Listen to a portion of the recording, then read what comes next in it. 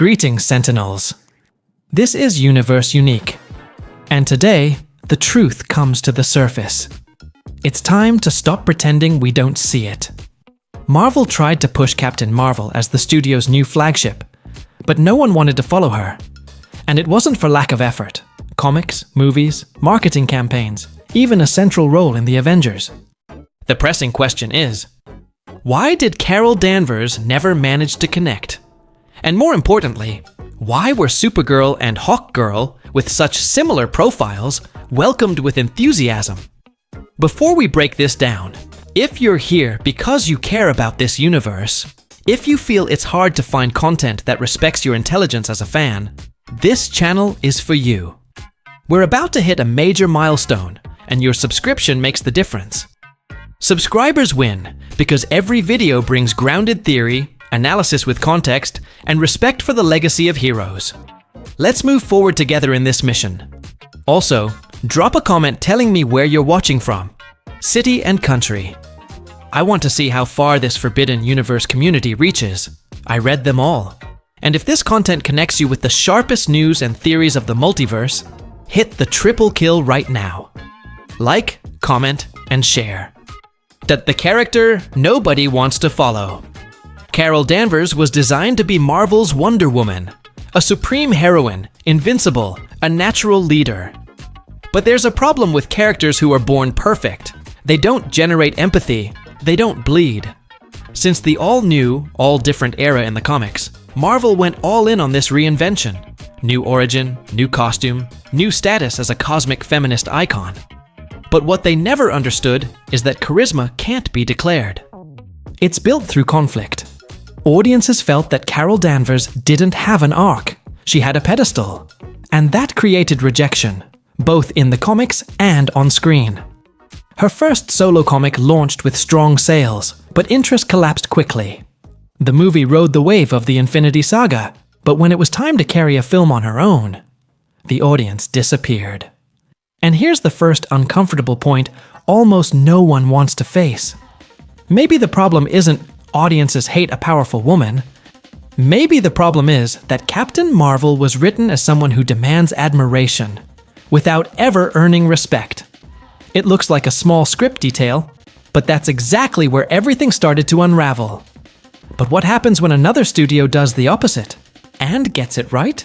The answer lies in the introduction of two characters who are changing the game without demanding their place at the table. And I'll show you how DC managed to make it look effortless, even with figures who should have provoked the same rejection. While Marvel spent years trying to make Carol Danvers work through sheer persistence, DC introduced characters like Supergirl and Hawkgirl, and hit the mark right away. The irony is that both share traits with Captain Marvel. They're powerful, confident, they enter with force, and they don't ask permission. Yet in DC's case, audiences wanted more. So what's the difference? The answer isn't strength, gender, or screen time. It's in how they were introduced. James Gunn understood something essential. Characters aren't proven through dialogue. They're proven through decisions. Hawkgirl, for example, enters by standing up to an entire government. But it never feels like she's doing it to declare herself the new ruler of the universe. On the contrary, she acts out of conviction, not vanity. And Supergirl? Her first appearance shows her vomiting inside the Fortress of Solitude. That could have destroyed her credibility, but the opposite happened. That scene planted the humanity Carol Danvers always lacked. Because Supergirl doesn't try to replace Superman, she's something else entirely. She arrives broken, flawed, but real. And that generates immediate empathy. Notice something. Neither Supergirl nor Hawkgirl needed speeches to justify their place. Neither demanded recognition. They simply acted. And the audience's reaction followed naturally. That's where Marvel failed. Carol Danvers was written to be admired, but she was never allowed to fail, to show vulnerability, or to reveal contrast. And in film, that carries consequences. There's another layer, the kind of relationship each establishes with the central male hero in their universe. And when you analyze that, the balance tilts even further against Marvel. In pop culture, A character's first appearance decides whether audiences connect or reject them. It's a point of no return. And Carol Danvers stumbled right there. When she arrived in the MCU, she came surrounded by expectations, marketed as the most powerful hero of all. The problem was that the film didn't build that greatness organically. The narrative insisted she was already special, already above everyone else, instead of showing how she became admirable through a true journey. That barrier was hard to break. Compare it to what James Gunn did in Superman: Legacy. Supergirl appears in a radically different context. She doesn't enter triumphant. She doesn't deliver rehearsed speeches. She doesn't try to take anyone's place. She arrives unsettled, vulnerable, even drunk. A risky choice, yes, because it could have undermined her instantly. But the opposite happened. That vulnerability sparked curiosity. Audiences didn't see an untouchable goddess. They saw a young woman with immense power still searching for purpose. When audiences see flaws, they see humanity. And that's where connection is born. It's the same principle that worked in Batman Begins, when Bruce was a lost young man searching for meaning. Or in the first Iron Man, when Tony Stark was an arrogant figure who still needed a redemption arc. Those heroes resonated because they weren't ready yet, but they could become something greater. Carol Danvers never had that doorway. Her story was built as a closed narrative. She was already the strongest, the chosen one, above the rest. The problem is that without effort or transformation, there's no bond.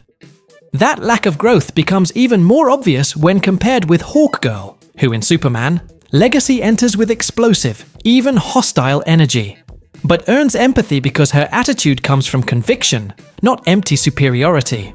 That's the key. While Marvel built an introduction that alienated, DC understood that winning over audiences means opening the door to empathy first, not imposing greatness. The audience doesn't need to be told she's amazing. They need to feel they want to follow her. And if first impressions are final, it means Captain Marvel never had the chance to rebuild her image. Meanwhile, Supergirl and Hawkgirl entered the DCU with that initial credit intact. The question then becomes, why do characters as aggressive or abrasive as Hawkgirl, who could easily provoke rejection, work so well? The answer is in the next point. Hawkgirl could easily have been a disaster in terms of audience acceptance. She's explosive, aggressive, blunt, and not particularly warm. That same profile, applied to Carol Danvers, generated instant backlash. Yet in Superman, Legacy, the reception was positive. Why? Because audiences accept toughness, even arrogance, when they sense purpose and humanity behind it. In classic Justice League comics and the early 2000s animated series, Hawkgirl always carried this temperament. She didn't win audiences through sweetness, but through presence. In Justice League Unlimited, for instance, her conflicts with other heroes didn't make her a villain because there was balance between strengths and flaws. The film respected that tradition. Her aggression isn't vanity, it's conviction. When she challenges political leaders in Superman, Legacy, the scene doesn't feel like arrogance, but a stand against injustice. That makes her palatable. She can be tough, but she never belittles her teammates or the audience. Carol Danvers, on the other hand, was often written as someone who mocks her peers or reinforces superiority. Hawkgirl, even when clashing with Superman, maintains respect. She doesn't need to agree with him, but she doesn't demean him either. That creates productive conflict, not gratuitous antagonism. Another factor is narrative context. Hawkgirl doesn't arrive to seize the spotlight. She's part of an ensemble. Superman, Supergirl, Mr. Terrific. That balance allows her to stand out without being framed as the new absolute leader. Marvel, by contrast, positioned Captain Marvel as the ultimate savior of the Avengers, without the emotional foundation to support it. And then there are the quiet moments. Hawkgirl may burst onto the scene with force, but in key moments she shows humanity. A look of solidarity, a moment of doubt over the weight of her actions. Those details build charisma. Carol Danvers never had that chance. Her scripts didn't allow her to fail in ways that created empathy. The lesson is clear. A character can be tough, even abrasive, as long as they show humanity. That spark is what connects. Marvel did the opposite. They tried to soften a cold character without ever giving her authentic vulnerability. And the rejection grew stronger. Here lies the fundamental difference between characters who endure and those who fade. Charisma can't be decreed in boardrooms or bought with marketing campaigns. It's earned in the story through how their flaws spark audience interest. Jessica Cruz is proof. Introduced in 2013 as a new Green Lantern, she didn't debut as perfect or infallible. Her first appearance showed a broken woman, marked by fear and insecurity.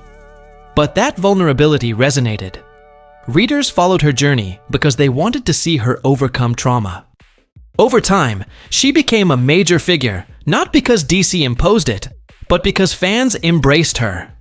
That's what Carol Danvers never had. A genuine emotional foundation. The same happened with Red Canary, created in 2022. A brand new character, no historic legacy, yet she drew instant attention. She was introduced in contrast with established heroes in situations that highlighted her value without empty proclamations. The result? Curiosity instead of rejection. Marvel, by contrast, in the all-new, all-different era, tried to reinvent multiple heroes all at once during the 2010s. Carol Danvers was promoted as the great heroine of the publisher, without the organic build-up. Multiple solo series, repeated Captain Marvel Nizhder 1 relaunches, and none of them lasted. That's no accident. It's proof the audience never bought into it. The conclusion is obvious. There are no shortcuts. Audiences don't follow a character because a studio declares them a symbol. They follow when they respect the journey. That respect is born from contradiction, from mistakes, from the fight to rise again. A hero written as flawless from the start never generates empathy. And without empathy, there is no future. That's why, while so many DC heroines are being embraced right away, Captain Marvel is remembered more for resistance than for impact. And if that was already a problem with the script, there was a second factor that made it worse: the actress herself. Because when the public image of the performer interferes with how the character is seen, the equation becomes even more complicated. In many cases, the reception of a character is closely tied to the charisma of the actor portraying them. It's impossible to fully separate the two, and Captain Marvel is the clearest example. Brie Larson entered the MCU with a public image marked by coldness and statements that divided fans. Instead of bringing the audience closer, she reinforced the perception that the character was arrogant, distant, and unappealing. That effect was amplified because the script offered no counterbalance. Carol Danvers had already been written as someone positioned above other heroes, and Brie's interpretation, combined with controversial interviews, only intensified the sense of antipathy. When asked about criticism of Captain Marvel, many of her responses came across as indirect attacks on the audience itself. That posture turned initial rejection into active resistance, something reflected in the performance of the Marvels, one of the steepest box office drops in MCU history. And this was not a matter of gender or backlash against empowerment, as some superficial narratives tried to argue. The proof is that characters like Gal Gadot's Wonder Woman, or even Millie Alcock's new Supergirl, were well received. The difference lies in natural charisma. Millie Alcock, even if not unanimously embraced, conveyed fragility, irreverence, and authenticity from her very first scene. She didn't need to declare importance. She simply existed in contrast to Superman and generated curiosity about her path. This phenomenon is not new. Robert Downey Jr. turned Tony Stark into the face of the MCU, not just because of the script, but because of the personal connection he transmitted in every gesture and interview. Hugh Jackman did the same with Wolverine, sustaining the X-Men franchise for 2 decades. Brie Larson's presence, in contrast, never built that bridge. The audience didn't see themselves reflected in her, nor did they feel inclined to follow her. When the perception of the actor damages the character, the problem becomes almost irreversible. Marvel never managed to repair that gap. On the contrary, every new attempt to put Carol Danvers at the center only reinforced the negative image. The effect was cumulative. The more she appeared, the more distant she felt from the audience. This disconnect leads to a crucial question. What is DC doing differently to introduce diverse characters who win audiences over from the very first scene? The answer lies in James Gunn's narrative design, a detail Marvel seems to have forgotten. James Gunn understood something Marvel Studios lost in phases 4 and 5.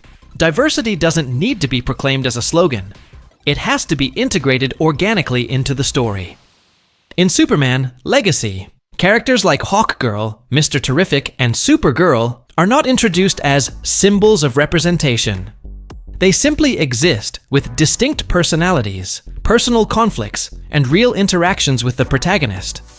That natural approach is what generates immediate acceptance. A key detail is how Gunn uses contrast to give each figure weight. Supergirl is not a female copy of Superman. She carries her own flaws, insecurities, and a complex mix of admiration and resentment toward her cousin. Hawkgirl is not the perfect warrior, but someone with a fiery temperament and firm convictions, constantly clashing with political power. And Mr. Terrific is not reduced to his diversity. He stands out through intellect and charisma. The audience doesn't perceive them as the female hero or the black hero, but as solid characters, because the script builds that before any labels. This is the opposite of what Marvel did with Carol Danvers. They turned her into a symbol of female representation without emotional layers to support that position. The message came before the story. Gunn reversed that order. He built the narrative first, the character second, and the meaning emerged naturally. It's the same principle Stan Lee defended in the 1960s. Heroes have to be compelling as people, not just as icons. Even the costumes in Superman Legacy reflect this logic. Hawkgirl's metallic, rugged armor reflects her direct, combative nature. Mr. Terrific's suit stands out alongside Superman, but never feels like a copy. Supergirl's worn blue costume signals that she's not yet a complete icon. She's an imperfect version of something greater. Each aesthetic choice reinforces that diversity comes from narrative detail, not marketing slogans. Marvel, by trying to position Carol as the female equivalent of Captain America, failed because they never built the journey. The audience never saw the effort, only the declared result, and that creates distance. Gunn showed the opposite path. Respect is earned with characters who live, who stumble, who fail, and still keep moving forward. In the end, it all comes down to one simple rule. Audiences only stay with what they respect. When a character generates empathy, you want to return, you want to see more, even if they make mistakes. That's what explains the growing interest in the new DCU. Supergirl left an intriguing first impression. Hawkgirl won people over with her fiery temperament, and even supporting characters like Mr. Terrific left theaters with viewers asking for more. Each was written to coexist with Superman, not to replace or overshadow him. That's narrative design done right. The MCU did the opposite. Carol Danvers entered the board too late and demanded the spotlight without ever having built the connection first. In Avengers Endgame, when she appeared almost as the ultimate piece against Thanos, the reaction wasn't excitement. It was detachment. She didn't feel like part of the family, but like an external presence trying to impose itself. Audiences noticed, and the result was a disconnect that persists today. That contrast explains why Marvel, once synonymous with unpredictability, became repetitive and predictable, while Gunn's DCU sparks curiosity even before it's fully established. It's a matter of expectations. On one side, you know exactly what Marvel will try to replicate. On the other, you sense the chance to discover something new in the making, and that's where the desire to stay comes from. So the question is, which character won you over without needing to shout that they deserve to be there? Who, with just one first scene, made you think, I want to see more?